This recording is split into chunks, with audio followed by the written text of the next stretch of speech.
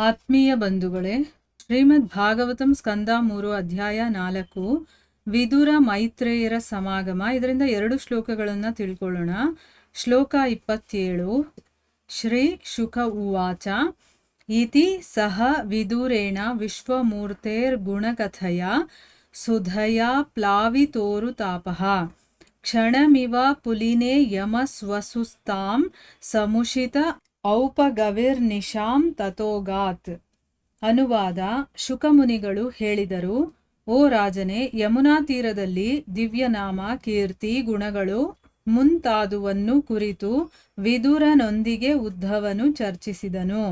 ಅನಂತರ ಅವನು ಮಹಾಸಂಕಟದಲ್ಲಿ ಮುಳುಗಿದನು. ಆ ರಾತ್ರಿಯನ್ನು ಒಂದು ಕ್ಷಣದಂತೆ ಕಳೆದನು. ಬೆಳಗ್ಗೆ ಅವನು ಹೊರಟು ಹೋದನು. ಶ್ಲೋಕ 28. ರಾಜೋವಾಚ ನಿಧನಮುಪಗತೇಷು ವೃಷ್ಣಿಭೋಜೇಷ್ವಧಿರಥ ಯೂಥ ಪಯೂಥಪೇಷು ಮುಖ್ಯಃ ಸತು ಕಥಮವಶಿಷ್ಟ ಉದ್ಧವೋ ಯದ್ಧರಿರಪಿ ತತ್ಯಜ ಆಕೃತಿಂ ತ್ರಿಯಧೀಶಃ. ಅನುವಾದ. ರಾಜನು ಪ್ರಶ್ನಿಸಿದನು, 3 ಲೋಕಗಳ ಪ್ರಭುವಾದ ಶ್ರೀಕೃಷ್ಣನ ಲೀಲೆಗಳ ಅಂತ್ಯವಾಯಿತು. ಮಹಾಸೇನಾನಿಗಳಲ್ಲಿ ಉತ್ತಮರಾದ ವೃಷ್ಣಿ ಮತ್ತು ಭೋಜ ವಂಶಜರು ಕಣ್ಮರೆಯಾದರು. ಅನಂತರ ಉದ್ಧವನೊಬ್ಬನೇ ಉಳಿದುದು ಏಕೆ? ಇವು ಶ್ಲೋಕಗಳು ಮತ್ತೆ ಅನುವಾದ. ಈಗ ಭಾವಾರ್ಥದ ಮೂಲಕ ನಾವು ಇದರ ಅರ್ಥವನ್ನ ತಿಳ್ಕೊಳ್ಳೋದಕ್ಕೆ ಪ್ರಯತ್ನ ಮಾಡೋಣ. ಓದ ಭಾಗದಲ್ಲಿ ನಾವೇನ್ ತಿಳ್ಕೊಂಡ್ವಿ? ಉದ್ಧವ ಹೇಳ್ತಾನೆ, ನೀನು ಮಹಾಜ್ಞಾನಿಗಳಾದಂತಹ ಮೈತ್ರೇಯ ಮಹರ್ಷಿಗಳಿದಾರಲ್ಲ, ಅವರಿಂದ ಉಪದೇಶವನ್ನ ಪಡ್ಕೋಬಹುದು.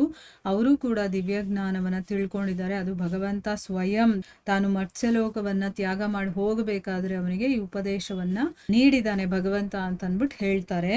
ಈಗ ಮುಂದುವರೆದು ಈ ಶ್ಲೋಕದಲ್ಲಿ ಏನಾಗುತ್ತೆ ಅಂತ ತಿಳ್ಕೊಳ್ಳೋಣ. ಇಲ್ಲಿ ಶುಕ ಮುನಿಗಳು ಹೇಳ್ತಾರೆ, ಓ ರಾಜನೇ, ಯಮುನಾ ತೀರದಲ್ಲಿ ದಿವ್ಯ ನಾಮ, ಕೀರ್ತಿ, ಗುಣಗಳು ಇದೆಲ್ಲವನ್ನು ಕೂಡ ವಿದುರ ಮತ್ತೆ ಉದ್ಧವರು ಒಬ್ಬರಿಗೊಬ್ಬರು ಚರ್ಚೆಯನ್ನ ಮಾಡಿಕೊಂಡು ಆಮೇಲೆ ಉದ್ಧವ ಮಹಾ ಸಂಕಟದಲ್ಲಿ ಮುಳುಗೋಗ್ತಾನೆ.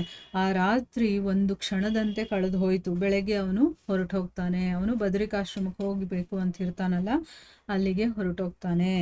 ಈಗ ಭಾವಾರ್ಥದಲ್ಲಿ ಗುರುಗಳೇನು ಹೇಳಿದ್ದಾರೆ ಅಂತ ತಿಳ್ಕೊಳ್ಳೋಣ. ಇಲ್ಲಿ ಶ್ರೀಕೃಷ್ಣನಿಗೆ ವಿಶ್ವಮೂರ್ತಿ ಎಂಬ ಪದವನ್ನು ಬಳಸಲಾಗಿದೆ. ಪ್ರಭು ಶ್ರೀಕೃಷ್ಣನ ಅಗಲಿಕೆಯಿಂದಾಗಿ ಉದ್ಧವ ಮತ್ತು ವಿದುರ ಇಬ್ಬರು ಮಹಾಸಂಕಟಕ್ಕೆ ಒಳಗಾಗಿದ್ದರು. ಅವನ ದಿವ್ಯನಾಮ, ಕೀರ್ತಿ, ಗುಣಗಳನ್ನು ಅಧಿಕವಾಗಿ ಚರ್ಚಿಸಿದಷ್ಟು ಅವರಿಗೆ ಎಲ್ಲೆಡೆಗಳಲ್ಲೂ ಶ್ರೀಕೃಷ್ಣನ ಹೆಚ್ಚು ಹೆಚ್ಚು ಚಿತ್ರಗಳು ಕಾಣತೊಡಗಿದವು.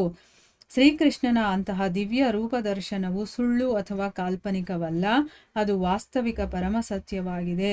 ಶ್ರೀಕೃಷ್ಣನನ್ನು ವಿಶ್ವಮೂರ್ತಿಯಾಗಿ ಕಂಡಾಗ ಅವನು ತನ್ನ ವ್ಯಕ್ತಿತ್ವವನ್ನು ಅಥವಾ ದಿವ್ಯ ಶಾಶ್ವತ ರೂಪವನ್ನು ಕಳೆದುಕೊಳ್ಳುವನೆಂದಲ್ಲ.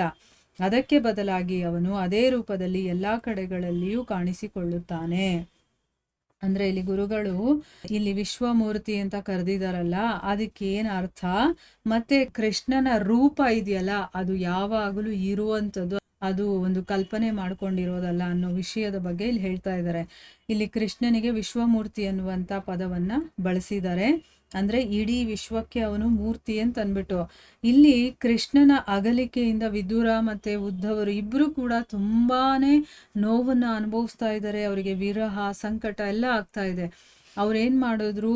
ಅವನ ದಿವ್ಯ ನಾಮವನ್ನ, ಕೀರ್ತಿಯನ್ನ, ಗುಣಗಳನ್ನ ಎಲ್ಲ ಚರ್ಚೆ ಮಾಡ್ತಾ ಇದ್ರಲ್ವಾ ರಾತ್ರಿ ಎಲ್ಲಾನು ಕೂಡ. ಅವರು ಚರ್ಚೆ ಮಾಡದಷ್ಟು ಕೂಡ ಅವ್ರಿಗೆ ಎಲ್ಲಾ ಕಡೆ ಆ ಕೃಷ್ಣನ ಒಂದು ಚಿತ್ರನೇ ಕಾಣಿಸೋದಕ್ಕೆ ಶುರುವಾಗತ್ತೆ.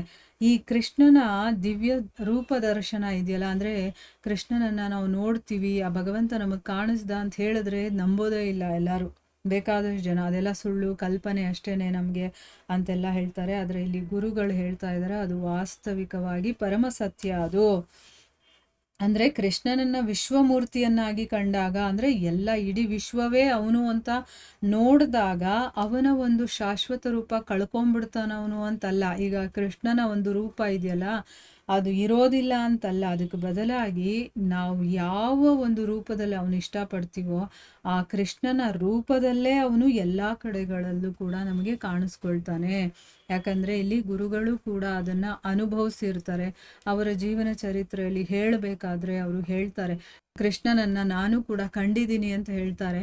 ಸೊ ಅವರು ಅನುಭವಿಸಿರ್ತಾರೆ. ನಮಗೆ ಅನುಭವ ಆಗಿಲ್ಲ ಅದರದ್ದು ಅಂತಂದ್ಬಿಟ್ಟು ಅದು ಇಲ್ಲವೇ ಇಲ್ಲ ಅಥವಾ ಹಾಗಾಗೋದೇ ಇಲ್ಲ ಅಂತ ಅನ್ಬಾರ್ದು. ಯಾಕೆ ಅಂತಂದರೆ ಅದು ಅನುಭವ ಆದಾಗ ನಮಗೆ ಗೊತ್ತಾಗುತ್ತೆ. ಅದಕ್ಕೆ ಕಂಪ್ಲೀಟಾಗಿ ನಾವು ಆ ಅನುಭವವನ್ನೆಲ್ಲ ಅನುಭವಿಸೋವರೆಗೂ ಯಾವುದೇ ಒಂದು ತೀರ್ಮಾನಕ್ಕೆ ನಾವು ಬರಬಾರ್ದು, ಆಯಿತಾ? ನಮಗಿಂತ ಮುಂದೆ ಹೋಗಿರೋರು ಆ ಹಾದಿಯಲ್ಲಿ ಏನು ಹೇಳ್ತಾರೋ ಅದನ್ನು ನಾವು ನಂಬಬೇಕಾಗುತ್ತೆ. ಯಾಕಂದರೆ ಅವರು ಆಲ್ರೆಡಿ ಅದೇ ಹಾದಿಯಲ್ಲಿ ನಡೆದು ಮುಂದೆ ಹೋಗಿ ಆ ಗುರಿಯನ್ನು ತಲುಪಿರ್ತಾರಲ್ವ. ಅದಕ್ಕೋಸ್ಕರ ನಾವು ಅವರನ್ನು ಅನುಸರಣೆ ಮಾಡಬೇಕಾಗತ್ತೆ. ಮುಂದಿನ ಶ್ಲೋಕದಲ್ಲಿ ರಾಜ ಪ್ರಶ್ನೆಯನ್ನು ಕೇಳ್ತಾನೆ ಪರೀಕ್ಷಿತ ಮಹಾರಾಜ ಶುಕಮುನಿಗಳಿಗೆ. ಈ ಪ್ರಶ್ನೆ ನಮಗೂ ಕೂಡ ಬರಬಹುದು. ಅದಕ್ಕೋಸ್ಕರ ಇಲ್ಲಿ ನಮ್ಮ ಬದಲಿಗೆ ಅವನು ಕೇಳ್ತಾ ಇದ್ದಾನೆ. ಏನು ಕೇಳ್ತಾನೆ ಅವನು? 3 ಲೋಕಗಳ ಪ್ರಭುವಾಗಿರುವಂಥ ಶ್ರೀಕೃಷ್ಣನ ಲೀಲೆ ಕೂಡ ಅಂತ್ಯ ಆಗುತ್ತೆ ಅಲ್ವಾ? ಅವನ ಒಂದು ಲೀಲೆ ಮುಗೀತು. ಮಹಾಸೇನಾನಿಗಳಲ್ಲಿ ಉತ್ತಮರಾಗಿರುವಂಥವ್ರು ಯಾರು? ವೃಷ್ಣಿ ವಂಶದವರು ಮತ್ತು ಭೋಜ ವಂಶದವರು. ಅವರು ಕೂಡ ಕಣ್ಮರೆಯಾಗಿ ಹೊರಟೋಗ್ತಾರೆ. ಆಮೇಲೆ ಇವಾಗ ಉಳಿದಿರೋದು ಯಾರು? ಉದ್ಧವ ಒಬ್ಬನೇ. ಅವನು ಯಾಕೆ ಒಬ್ಬನೇ ಉಳ್ಕೊಂಡ? ಎಲ್ಲರೂ ಅವರು ನಾಶ ಆದರು ಅಂತಂದಮೇಲೆ, ಎಲ್ಲರೂ ಹೊರಟೋದ್ರು ಅಂದಮೇಲೆ ಉದ್ಧವನೂ ಹೋಗ್ಬೋದಾಗಿತ್ತಲ್ಲ, ಅವನು ಯಾಕೆ ಉಳ್ಕೊಂಡಿದ್ದಾನೆ ಅಂತ ಪ್ರಶ್ನೆ ಮಾಡ್ತಾ ಇದ್ದಾನೆ. ಈಗ ನಮಗೂ ಕೂಡ ಆ ಪ್ರಶ್ನೆ ಬರಬಹುದಲ್ವಾ? ಅದಕ್ಕೆ ಈಗ ಭಾವಾರ್ಥದಲ್ಲಿ ಗುರುಗಳೇನು ಹೇಳಿದ್ದಾರೆ ಅಂತ ತಿಳ್ಕೊಳ್ಳೋಣ. ಶ್ರೀಲ ಜೀವ ಗೋಸ್ವಾಮಿಯವರ ಪ್ರಕಾರ ನಿಧನಂ ಎಂದರೆ ಶ್ರೀಕೃಷ್ಣನ ದಿವ್ಯ ಸ್ಥಾನವಾಗಿದೆ. ನೀ ಎಂದರೆ ಅತ್ಯುನ್ನತ, ಧನಂ ಎಂದರೆ ಐಶ್ವರ್ಯ. ಏಕೆಂದರೆ ಶ್ರೀಕೃಷ್ಣನ ಧಾಮವು ದಿವ್ಯ ಐಶ್ವರ್ಯದ ಅತ್ಯುನ್ನತ ಅಭಿವ್ಯಕ್ತಿಯಾಗಿದೆ. ಆದ ಕಾರಣ ಅವನ ಧಾಮವನ್ನು ನಿಧನಂ ಎಂದು ಕರೆಯಬಹುದಾಗಿದೆ. ಈ ವ್ಯಾಕರಣ ವಿವರಣೆಯನ್ನುಳಿದು ನಿಧನಂ ಪದದ ನಿಜವಾದ ಉದ್ದೇಶವೇನೆಂದರೆ, ವೃಷ್ಣಿ ಮತ್ತು ಭೋಜವಂಶದ ಎಲ್ಲ ಸದಸ್ಯರು ಶ್ರೀಕೃಷ್ಣನ ನೇರ ಸಹಚರರಾಗಿದ್ದವರು ಮತ್ತು ಅವನ ಲೀಲೆಗಳ ಅಂತ್ಯದಲ್ಲಿ ಆ ಎಲ್ಲ ಸಹಚರರನ್ನು ದಿವ್ಯಧಾಮದಲ್ಲಿ ಅವರವರ ದಿವ್ಯ ಸ್ಥಾನಗಳಿಗೆ ಕಳಿಸಲಾಯಿತೆಂದು. ಅಂದರೆ ಅರ್ಥ ಇಲ್ಲಿ ನಿಧನಂ ಅಂತಂದರೆ ಇಲ್ಲಿ ಎಲ್ಲರೂ ಕೂಡ ಹೊರಟೋದ್ರು ಅಂತ ಹೇಳ್ತಾ ಇದ್ದಾರೆ. ನಿಧನಂ ಅನ್ನುವಂಥ ಶಬ್ದವನ್ನ ಯೂಸ್ ಮಾಡಿದಾರಲ್ಲ, ಇಲ್ಲಿ ಶ್ರೀಲ ಜೀವ ಗೋಸ್ವಾಮಿಗಳ ಪ್ರಕಾರ ಆ ನಿಧನಂ ಅನ್ನುವಂಥ ಶಬ್ದಕ್ಕೆ ಏನು ಅರ್ಥ ಅಂತಂದ್ರೆ ಶ್ರೀಕೃಷ್ಣನ ದಿವ್ಯಸ್ಥಾನ ಅಂತ. ನೀ ಅಂತಂದ್ರೆ ಅತ್ಯುನ್ನತವಾಗಿರುವಂಥದ್ದು, ಧನಂ ಅಂತಂದ್ರೆ ಐಶ್ವರ್ಯ. ಈಗ ಕೃಷ್ಣನ ಧಾಮ ದಿವ್ಯ ಐಶ್ವರ್ಯದಿಂದ ಕೂಡಿರುವಂಥದ್ದು, ಅದರದೇ ಒಂದು ಅತ್ಯುನ್ನತ ಅಭಿವ್ಯಕ್ತಿ ಅದು. ಅದಕ್ಕೋಸ್ಕರನೇ ಅವನ ಧಾಮವನ್ನ ನಿಧನಂ ಅಂತ ಕರೀಬಹುದು ಅಂತ ಹೇಳಿದ್ದಾರೆ ಅವರು. ಈ ಒಂದು ವ್ಯಾಕರಣೆಯ ವಿವರಣೆಯನ್ನ ಉಳಿದು, ಅಂದ್ರೆ ಇದನ್ನ ಬಿಟ್ರೆ ನಾವು ನಿಧನಂ ಅನ್ನುವಂಥ ಪದದ ನಿಜವಾದ ಉದ್ದೇಶ ಏನಪ್ಪಾ ಅಂತಂದ್ರೆ ಇಲ್ಲಿ ನಿಧನಂ ಅನ್ನೋದನ್ನ ಯಾಕೆ ಯೂಸ್ ಮಾಡಿದ್ದಾರೆ ಅಂತಂದ್ರೆ, ವೃಷ್ಣಿ ಮತ್ತೆ ಭೋಜ ವಂಶದ ಎಲ್ಲಾ ಸದಸ್ಯರು ಕೂಡ ಭಗವಂತನ ನೇರ ಸಹಚರರು. ಅವರು ಬೇರೆ ಯಾರೂ ಅಲ್ಲ. ಅವನ ಲೋಕದಿಂದನೇ ಅವನ ಜೊತೆ ಇಲ್ಲಿ ಲೀಲೆಯನ್ನು ಮಾಡೋದಕ್ಕೆ, ಅವನಿಗೆ ಸಹಾಯ ಮಾಡೋದಕ್ಕೆ, ಸೇವೆ ಮಾಡೋದಕ್ಕೋಸ್ಕರ ಬಂದಿರುವಂಥವ್ರು. ಮತ್ತು ಅವನ ಲೀಲೆ ಎಲ್ಲ ಮುಗಿದ ಮೇಲೆ ಎಲ್ಲ ಸಹಚರರನ್ನು ಕೂಡ ಅವರವರ ಧಾಮಕ್ಕೆ ವಾಪಸ್ ಕಳಿಸ್ತಾನಲ್ವಾ. ಅದಕ್ಕಿಲ್ಲಿ ನಿಧನಂ ಅನ್ನುವಂಥ ಶಬ್ದವನ್ನು ಯೂಸ್ ಮಾಡಿದ್ದಾರೆ ಅಂತ ನಾವು ಅರ್ಥ ಮಾಡ್ಕೋಬೋದು. ಈಗ ಭಗವಂತ ಏನೇ ಲೀಲೆಗಳನ್ನು ಮಾಡಿದ್ರು ಆ ಭಗವಂತನಿಗೆ ಜೊತೆಯಾಗಿ ಅವನ ಸಂಬಂಧಿಕರಾಗಿ, ಸ್ನೇಹಿತರಾಗಿ, ಅವನ ಪ್ರೇಯಸಿಯಾಗಿ, ತಂದೆ ತಾಯಿಗಳಾಗಿ ಬರಬೇಕು ಅಂತಂದರೆ ಅವರು ಸಾಮಾನ್ಯ ಮನುಷ್ಯರಾಗೋದಕ್ಕೆ ಸಾಧ್ಯ ಇಲ್ಲ. ಯಾಕಂದರೆ ಸಾಮಾನ್ಯ ಮನುಷ್ಯರು ಭಗವಂತನನ್ನು ನೋಡೋದಕ್ಕೂ ಸಾಧ್ಯ ಇಲ್ಲ, ಅವನು ಭಗವಂತ ಅಂತ ತಿಳ್ಕೊಳ್ಳೋದಕ್ಕೂ ಸಾಧ್ಯ ಇಲ್ಲ, ಅವನ ಜೊತೆಯಲ್ಲಿರೋದಕ್ಕೆ ನಮಗೆ ಯೋಗ್ಯತೆಯೂ ಇರೋದಿಲ್ಲ ಅಲ್ವಾ. ಆ ಯೋಗ್ಯತೆ ಯಾರಿಗಿದೆಯೋ ಅವರನ್ನ ಅವನು ಕರ್ಕೊಂಬರ್ತಾನೆ ಬೇರೆ ಬೇರೆ ಲೋಕಗಳಿಂದ.